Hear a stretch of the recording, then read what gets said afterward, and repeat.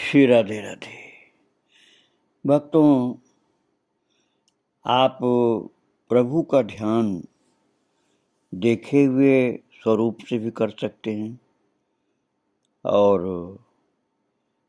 अपने मन के भाव से भी कर सकते हैं और कथा में लीला में श्रवण किए गए प्रभु की लीला के अनुसार स्वरूप का भी ध्यान कर सकते हैं। कितना सुंदर वो दृश्य होगा ध्यान में कि साक्षात गौरांग महाप्रभु नगर भ्रमण के साथ कीर्तन करते हुए चल रहे हैं, भक्तों से घिरे हुए। ये घटना तो बिल्कुल सत्य है। अब 500 साल पहले ये घटना हुई थी, तो आज भी अजम जासूर सपने हुकाऊ, बसें हृदय श्री राम बटाऊ। राम धाम पथ पाए सोई, जो पथ पाओ कबहु मुनि कोई। मानस में लिखा हुआ ऐसा। तो आजम जासूर सपने हुकाऊ, बसों हृदय श्री राम बटाऊ। आज भी जिसके हृदय में प्रभु की वो लीला बसती है, वो प्रभु का स्वरूप, प्रभु की झांकी बसती है, तो राम धाम पथ पाई सोई, जो पथ पाओ कबहु मुनि कोई। तो आज भी उस ध्यान करने वाले भक्त को वही राम धाम की प्राप्ति होगी जो अवतार काल में भक्तों को हुई थी। तो आप गौरांग महाप्रभु, जिनको मां निमाई कहती थी, उनके नगर भ्रमण का दृश्य अवलोकन मन के नेत्रों से कर रहे थे।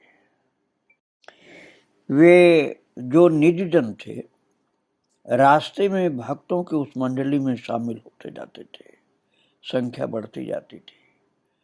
और जो विमुख लोग थे, नास्तिक थे, भक्ति विरोधी थे, दोनों तरह के लोग थे भक्तों। प्रेमी लोग तो आकर दौड़ दौड़ करके मंडली में शामिल हो रहे थे, और जो विमुख लोग थे, विपक्ष के लोग थे, वे निमाई के पास नहीं आ सकते थे। इसके दो कारण थे। पहला तो निमाई सदा भक्तों से घिरे रहते थे, इसलिए कोई उनके भक्त मंडली के भीतर नहीं जाने की हिम्मत कर पाता था। नास्तिक व्यक्ति की इतनी हिम्मत नहीं होती थी। दूसरा, उनका ऐसा तेज था कि पास जाकर बात करे ऐसा साहस किसी में नहीं होता था। विपक्षी लोग दूर से ही रुक्ष भाव से उनकी ओर देखते रहते और आपस में उनकी निंदा करते रहते। इस विपक्षी दल का क्रोध क्रमशः बढ़ता गया। उन लोगों का विश्वास था कि कुछ उन्मत्त या पाखंडी या दुष्ट लोग इकट्ठे होकर निमाई पंडित को भगवान सजा करके देश को नष्ट कर रहे हैं। वे लोग कहते, निमाई पंडित अच्छा आदमी था, पर दुष्ट लोगों ने उसे भगवान बना दिया। उसमें इतनी बुद्धि थी, पर इन लोगों के चक्कर में वो लुप्त हो गया। इतना सुख क्या कोई छोड़ता है? जगन्नाथ का बेटा हमेशा अन्न वस्त्र का कंगाल था, आज उसका दुग्ध में स्नान और घृत में आचमन। देखो ना, मानो शादी का दूल्हा हो। नगर सजा करके नगर में घूम रहा है, चेहरे से लगता है जैसे निरीह भला आदमी, पर सब पाखंड। बाद में इन लोगों का विरोध इतना बढ़ गया कि इन लोगों ने काजी से जाकर शिकायत की नालिश की। काजी का मतलब मजिस्ट्रेट। जो भी हो, किसी का भी निमाई के पास जाने का साहस नहीं होता था, पर मौका पाकर के कभी कभी कोई जाकर निमाई को परेशान करने की कोशिश करता था। एक दिन निमाई स्नान करने गए थे और किनारे खड़े भक्तजन थोड़े से अन्यमनस्क हो गए थे। तभी एक ब्राह्मण अति क्रुद्ध होकर उनके पास आए। अब आप विचार करिए, ब्राह्मण सब तरह के ही होते हैं। भक्त भी थे, लेकिन वो घोर नास्तिक ब्राह्मण था और बहुत क्रुद्ध होकर के उनके पास आया और कीर्तन देखने गया। तो महाराज फिर वे साधु हैं और कुछ नहीं, ये विश्वास है कि वे साधु हैं, अतः मन अभिमान से भरा अपने को महान समझ रहा था। वे भीतर प्रवेश नहीं कर सका। इसी बात को लेकर के अत्यंत अपमानित अनुभव करके क्रोध से अभिभूत हो गया। वो सोचने लगा, मुझे भीतर क्यों नहीं जान दे रहे लोग। कुछ पीछे गंगा स्नान को गए तो निमाई को देख करके उनका क्रोध और बढ़ गया। उन्हें अलग पा करके उनके आगे जा पहुंचे और क्रोध में अंधे होकर के वो ब्राह्मण बोला, सुनो निमाई, तुम निमाई पंडित कहलाते हो, मैं तुम्हारा कीर्तन देखने गया था, अपमानित होकर आया हूं। मैं तापस ब्राह्मण हूं, जैसे तुमने मुझे मनोदुख दिया है वैसे ही मैं तुम्हें श्राप देता हूं कि तुम संसार सुख से वंचित हो जाओ। ये कह करके उन्होंने अपने यज्ञोपवीत के टुकड़े टुकड़े करके निमाई के ऊपर फेंक दिया। महाराज ब्राह्मण अहंकारी था, इसलिए ऐसा कर रहा था। निमाई की कोई गलती नहीं थी, वो स्वभाव बस अपना अपमान महसूस कर रहा था। वो सोच रहा था मैं सबसे बड़ा हूं। वो तो भजन कर रहे थे, गौरांग महाप्रभु तो भजन कर रहे थे, वो तो किसी को परेशान नहीं कर रहे थे। अब वो जो नास्तिक व्यक्ति होता था, अधिकतर तो वो आ ही नहीं सकता था, और कोई आता था तो उसको रोक दिया जाता था। तो जबरन नहीं जा सकता था कोई, इसलिए महाराज उसको बुरा लगा था और कहता था तुम लोग इसको बिगाड़ रहे हो, इस पंडित को। वो नास्तिक पंडित बोल रहा था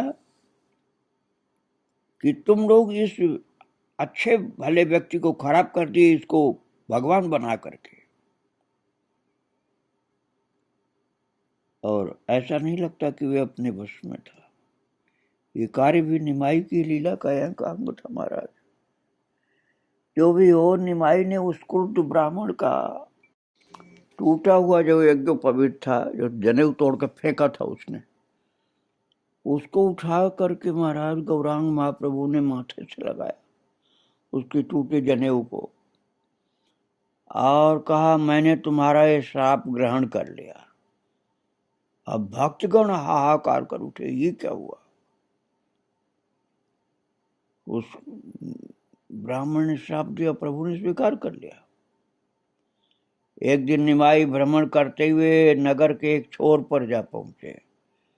वहां शौंडिक लोग रहते थे, कारण वे लोग नगर के बीच में शराब की बिक्री नहीं कर सकते थे, तो नगर के एक छोर पर रहते थे। और मध्य के विषय में ऐसा शासन था कि उसे स्पर्श कर गंगा स्नान करना होता। उस जमाने में जिसने मध्य को स्पर्श किया उसे गंगा स्नान करना पड़ेगा, ऐसा नियम था। तो वहां जा करके और मद्यपान का स्थान देख करके निमाई को महाराज, जैसे बलराम जी भांग पी लेते थे न, वो भाव हो गया। तब वे आविष्ट होकर के श्रीवास से बोले, मद लाओ मद लाओ। तो श्रीवास ने कहा, प्रभु क्षमा कीजिए, यहाँ बहुत से बाहरी लोग हैं, वे तो समझेंगे नहीं कि आप किस भाव से कह रहे हैं, वे केवल कलंक लगाएंगे। मद का अर्थ आप प्रेम मदिरा बोल रहे हैं, और वो समझेंगे ये मदिरा जो संसार में लोग पीते हैं, बुद्धि के बिगड़े हुए लोग, तो वही समझेंगे वो। किंतु बलराम ने यह नहीं सुना। श्रीवास बोले, ठाकुर यदि तुम यहाँ ऐसी बात कहोगे तो मैं गंगा में प्रवेश कर प्राण त्याग दूंगा। तब बलराम बहुत कुछ जब्त हुए और थोड़ा हंसकर बोले, यदि इससे तुम्हें इतना दुख होता है तो मैंने छोड़ा, मैं नहीं कोई भांग खाऊंगा पीऊंगा। ये कहकर उन्होंने बलराम भाव का संवरण किया। उपस्थित शराबियों ने सुना कि निमाई पंडित आए हैं। उन लोगों ने लड़खड़ा करके जाकर के उन्हें घेर लिया। कोई बोला, निमाई पंडित एक गीत गाओ। किसी ने कहा, निमाई पंडित का गवैयों का अच्छा दल है। और किसी ने कहा, निमाई एक बार नाचो तो। किसी किसी को तो निमाई गाने या नाचने में देर करना सहन नहीं हुआ, तो वे लोग खुद ही नृत्य गायन करने लगे। पर वे जैसे ही नाचने गाने को हुए तो महाराज निमाई ने कृपार्थ होकर उन सब की ओर देखा। वे छूटते ही हरी हरी कह करके नाच उठे। निमाई चल दिए।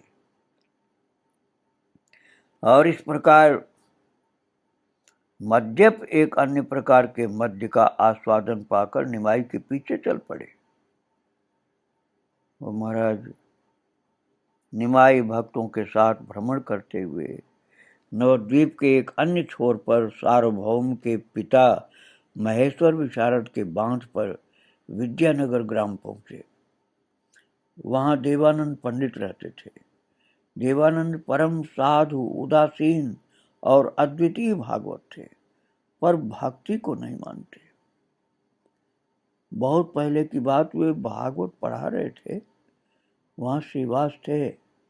पाठ सुनकर के श्रीवास भाव विह्वल होकर रोने लगे।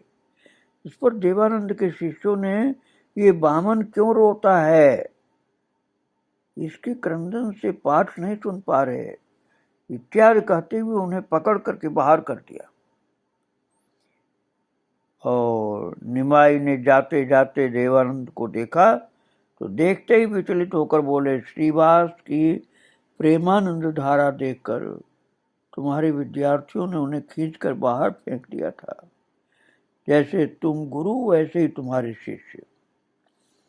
रसमय श्रीमद् भागवत पढ़ करके रस नहीं पाते क्योंकि भक्ति नहीं मानते हो तुम।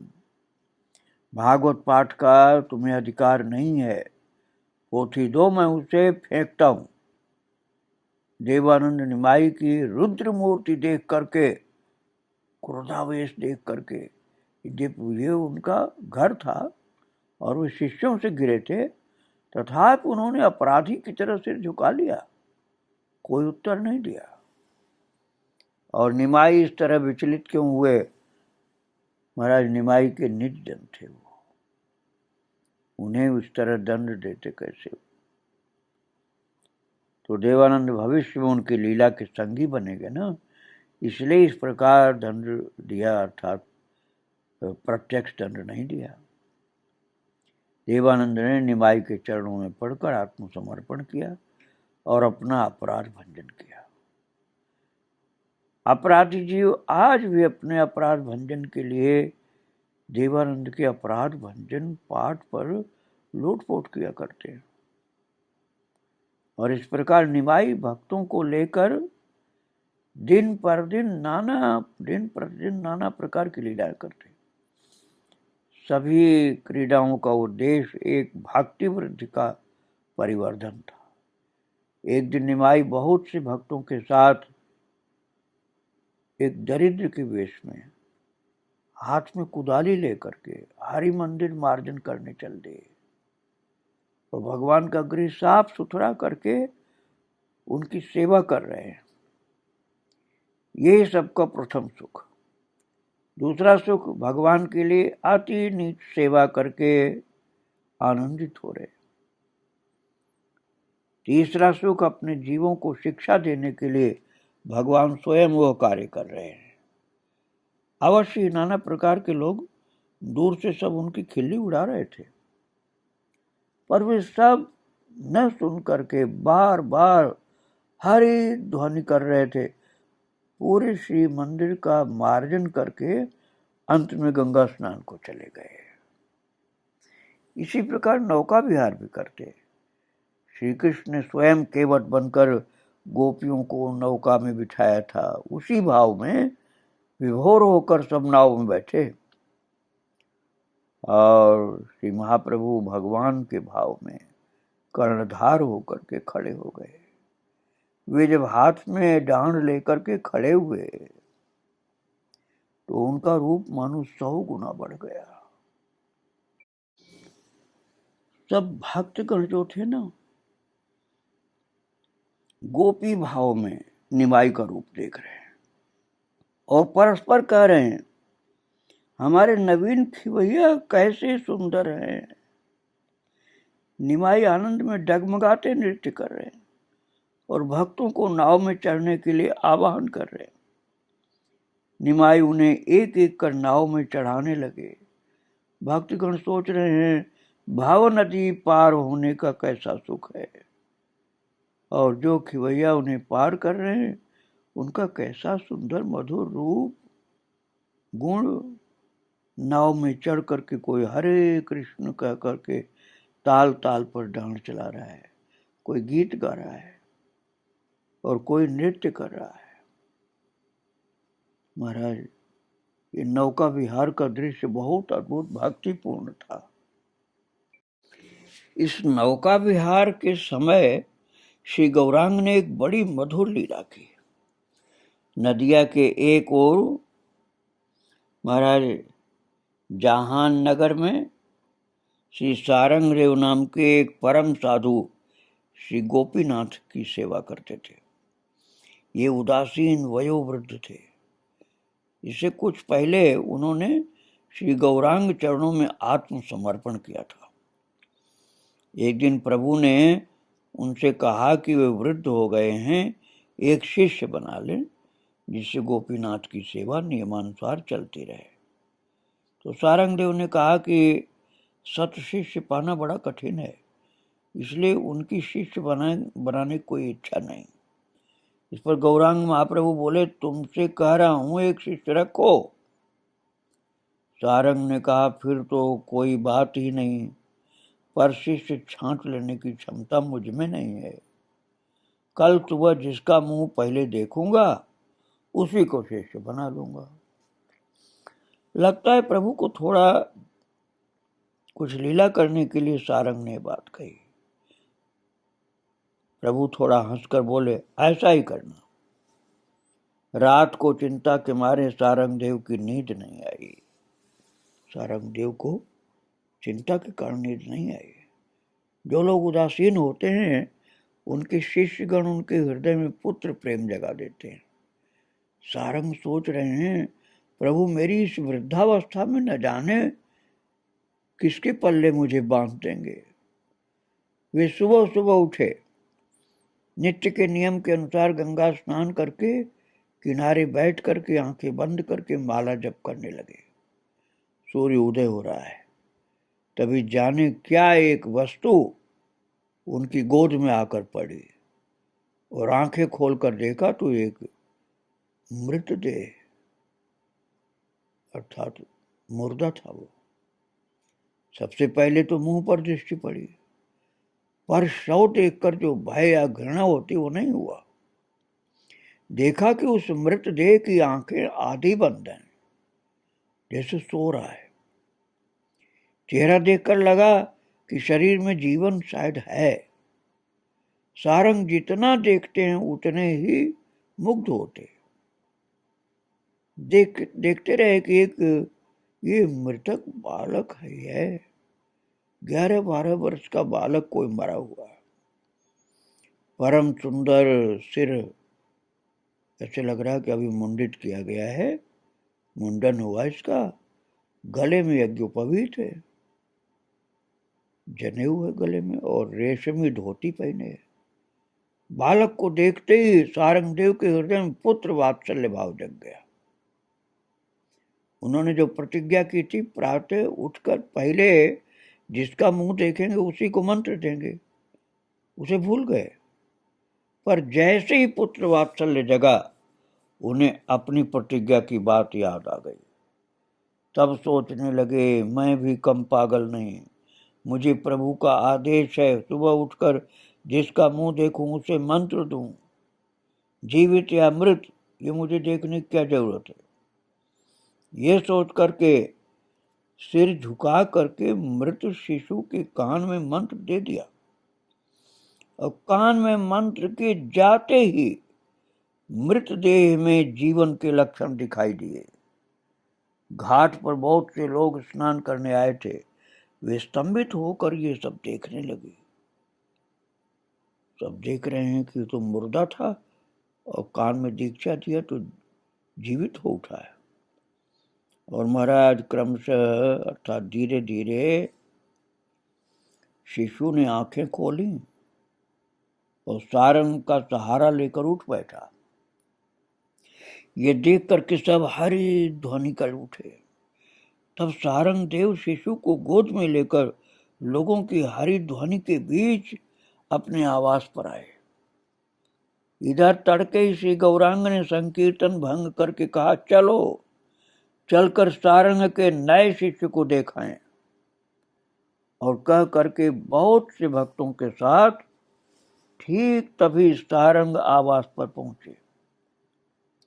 जब सब उस शिष्य को लेकर आए, नाना प्रकार के भावों के फलस्वरूप महाराज सारंग देव की आंखों से अश्रुधारा बह रही थी। श्री गौरांग को देखकर वो सौगुनी हो गई। सारंग उठ करके जैसे कोई कटा वृक्ष गिर पड़े, ऐसे प्रभु के चरणों पर गिर पड़े। बिल्कुल निमाई धीरे धीरे उठाते हुए बोले, सारंग शिष्य मिल गया ना? शिष्य तो तुम्हारे मन के अनुकूल मिला है। सारंग के मन में आवेग था तो बोल नहीं सके। उन्होंने बालक को पकड़ करके उससे श्री गौरांग के चरणों में प्रणाम कराया। थोड़ी देर बाद बोले, प्रभु इस बालक को आशीर्वाद दीजिए आप, इसके प्रति मेरा स्नेह उफन रहा है। तब निमाई अपने दल बल के साथ बैठे सारंग को भी बिठाया और वो बालक हाथ जोड़े सिर झुकाए प्रभु के आगे बैठा रहा।